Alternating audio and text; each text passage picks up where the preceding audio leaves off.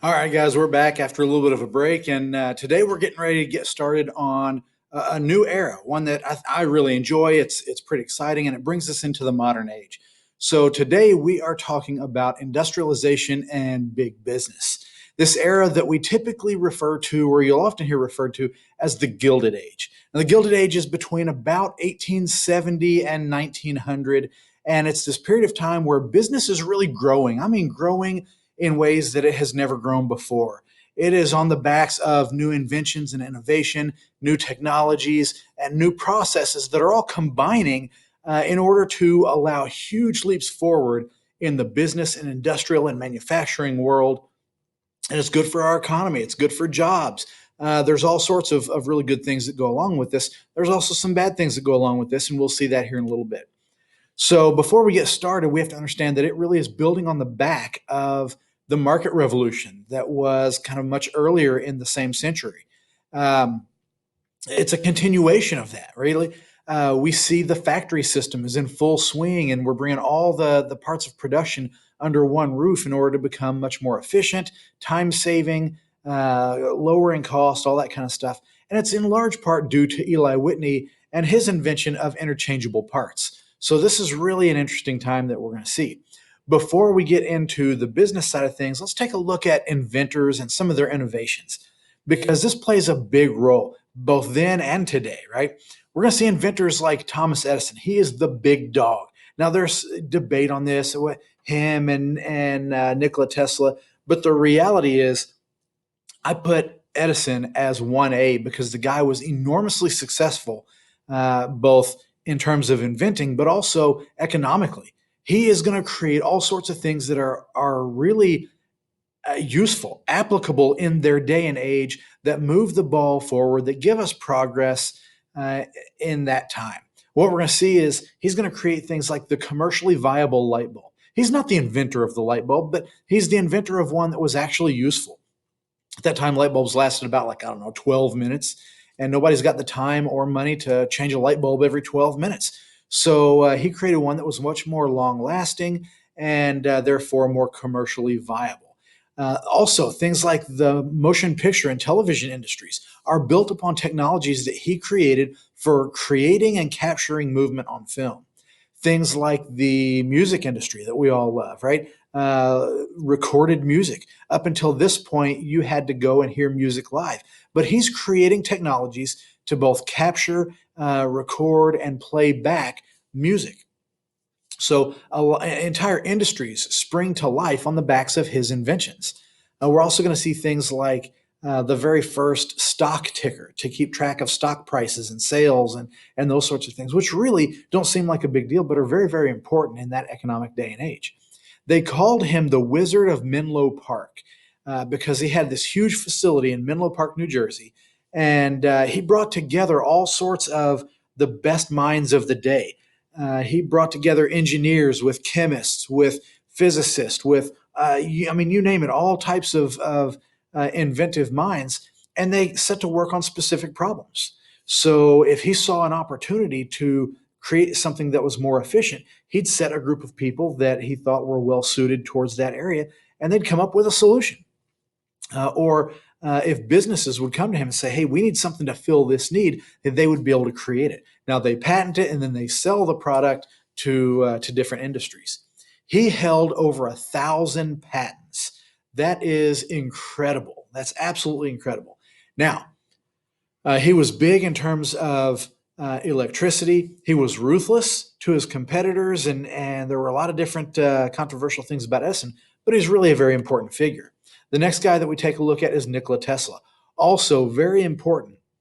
And as an inventor, he's a little different than Edison because he wasn't creating things that were maybe the most useful at the time. More so than an inventor, I would think of Nikola Tesla as almost a mad scientist. Now, he's become very popular in more recent years, but the reality is this guy was the quintessential mad scientist. He is light years ahead of everybody else, decades, maybe 100 years ahead of some of his contemporaries in things that he was coming up with. Now, he makes advancements in electricity, working with Edison.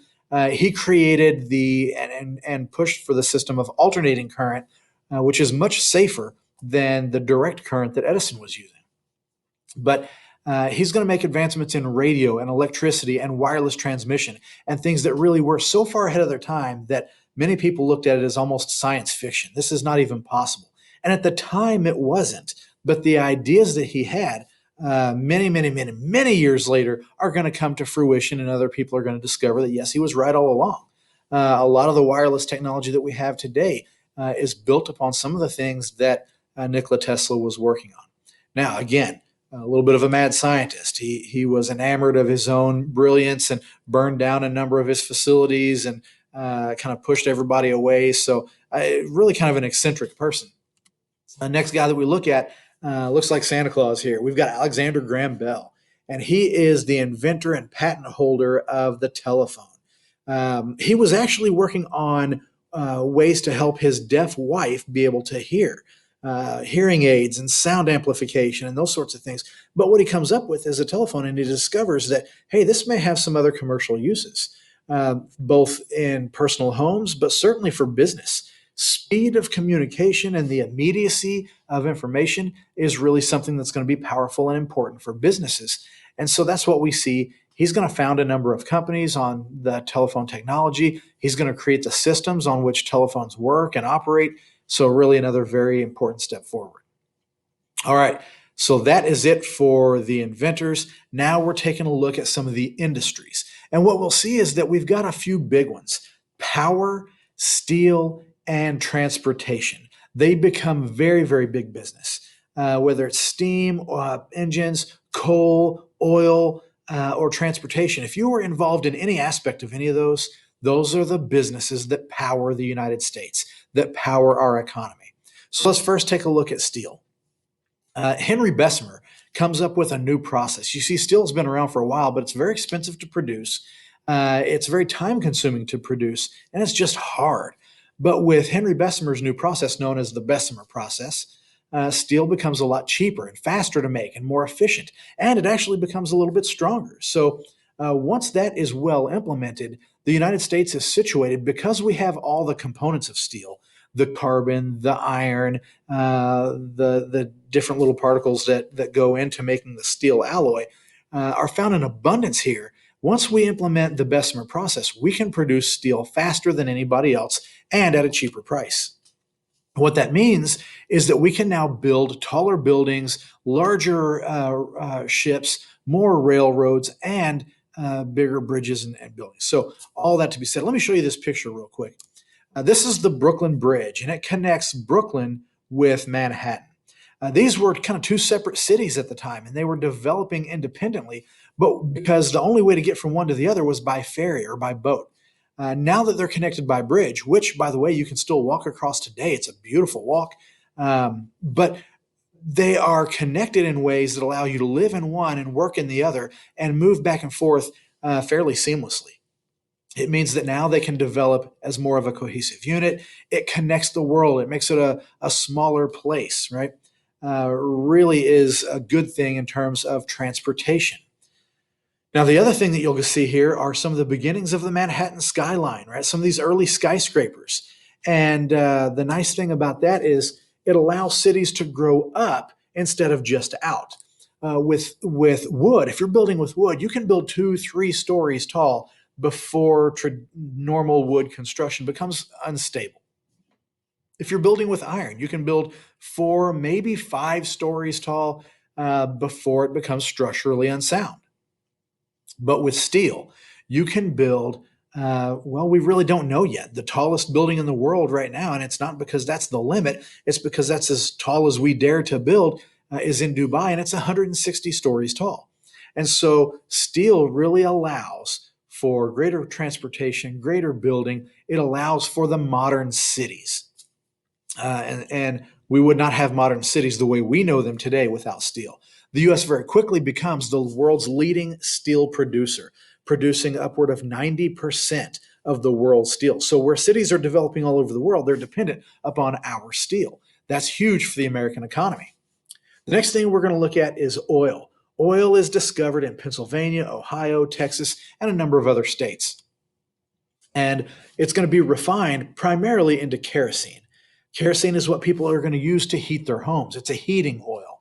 Now, in addition to that, you can also use byproducts for things like machine oil or motor oil to kind of lubricate a lot of the machines in factories and those sorts of things, and a number of other byproducts. There are thousands and thousands of oil byproducts. And so, as each one of those uses is discovered, it creates new revenue streams and new uses for oil. One of those is going to be that we can further refine oil into not just kerosene, but gasoline. And that's going to become very important when combustion engines come on the scene and the automobile comes on the scene. This is going to create yet another boom. So, oil and steel, very, very important. When it comes to oil, we also become the world's leading producer of oil. We were the Middle East before the Middle East was the Middle East. We produced between 70 and 90% early on of the world's oil supply. And so these are two industries that not just the United States, but really the world has in high demand. And we're the ones that have the supply of it. We're producing it for the world. That is enormous. So good for American jobs, for American economy. We're really booming at this time. Now, we talked about transportation, and factories really need to bring raw materials to them. You can't you can't create products if you don't have raw materials. But once the raw materials are turned into a finished product, now you have to ship those out to the rest of the world, get them in the hands of consumers and where they can be purchased, not just around our country, but around the world. Well, in order to do that, we're going to need things like railroad systems here in the United States, and to ship things abroad, steamships. And both steamships and railroads are dependent upon steel construction. So, transportation itself is supportive of the steel industry, but it also becomes a big industry itself. It already was, but it's going to become that much more important. And so, here we see an example. We've got railroads running right alongside where they can offload things onto a ship. Very important industries.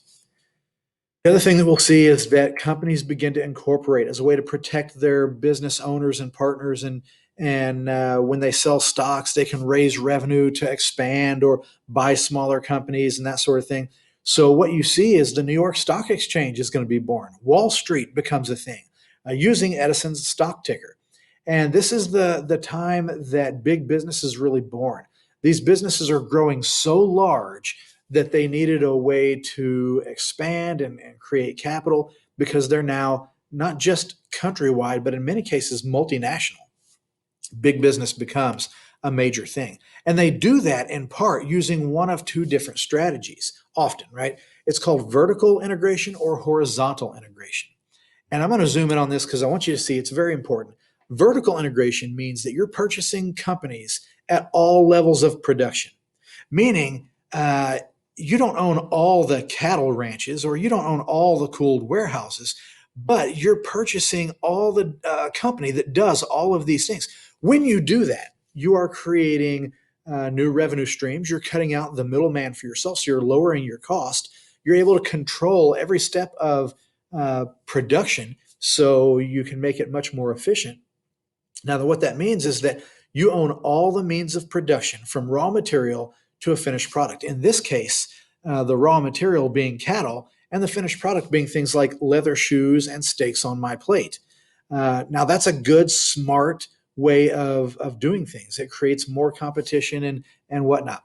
However, horizontal integration is a little bit different and much more nefarious. It means that a company has gotten large and begun to undercut the prices of other companies in the same industry. You're purchasing competing companies. Now, what will eventually happen is one company becomes so large that it's bought out all the other companies. That creates what we would consider a monopoly. And monopolies are bad. Because it gets rid of all competition. Competition is good, right? Competition creates innovation. It pushes businesses to have the best products, the best customer service, all these different kinds of things, and keep prices low. When you get rid of competition, businesses can get a little bit lazy. Maybe the prices go up and the quality goes down, and there's all sorts of different things. But we need competition. And monopolies are going to emerge at this time, which we really don't like. We'll see how that gets dealt with when we talk about the progressive age. And that video is coming here very soon. So What we'll see is that as business grows, this is the age of big business. As it grows, it becomes a dominant force in the economy, in the government, and influencing the government through things like donations to campaigns or bribes and so forth. And it becomes a dominant force in the lives of workers. Yes, it's a lot of jobs, but they're not always the best jobs. Sometimes they're very low paying jobs. So there are advantages and disadvantages to big business. They bring products to market. They keep costs low. They produce jobs, but they're also creating a kind of a permanent lower class, and you see monopolies emerge. So everything that we see as progress, and it really is progress, but there's always unintended side effects, and there are a lot here with the growth of big business. Big businesses in and of themselves are not bad, but sometimes they behave in a way that may create unethical situations or unintended ill effects.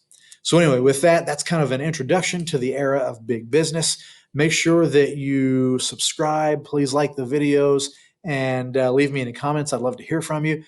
In addition, make sure that you're watching the next video, which is on the captains of industry or the robber barons, the men behind these large companies.